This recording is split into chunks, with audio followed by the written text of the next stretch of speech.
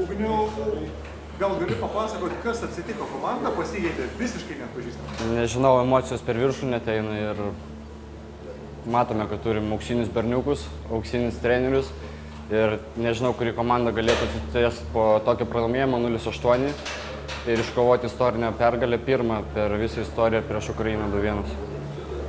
Tai nežinau, nuostabu. Pats buvai pripažintas geriausių rungtynių žaidėjų.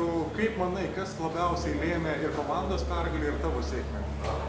Nežinau, vakar turėjom laisvą dieną, pailsėjom nuo ledo ritulio. Turėjom atsitiesti iš naujo kaip komanda po tokio pralaimėjimo ir tai gavos 200% daugiau, nei aš tikėjausi. Tiesiog nuostabus žaidimas, kovojom kiekvienas už kiekvieną ir tiesiog žaidėm savo žaidimą, kurį treneriai mums liepė. Rūbinį jau girdėjusi kalbas, jog yra variantų, jog mes galim būti pirmieji grupiai.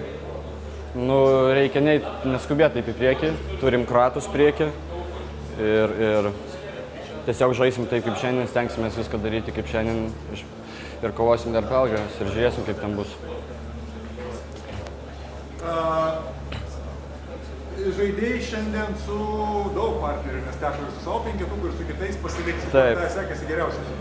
Na, su Povilu Vireniu ir Raimu Fišiu visą turnyrą žaidžiam ir tiesiog jaučiam vienas kitą puikiai ir su Povilu Vireniu darėm šį judesį, per kurį mušėm įvartį daugybę kartų per treniruotę, tik daugiau kartų mušdavo jis. Dabar teko ten atsidurti man ir įmušėm nuostabų įvartį. Ačiū Aimui ir Vireniu už nuostabų darbą. Ir gynėjams, aišku.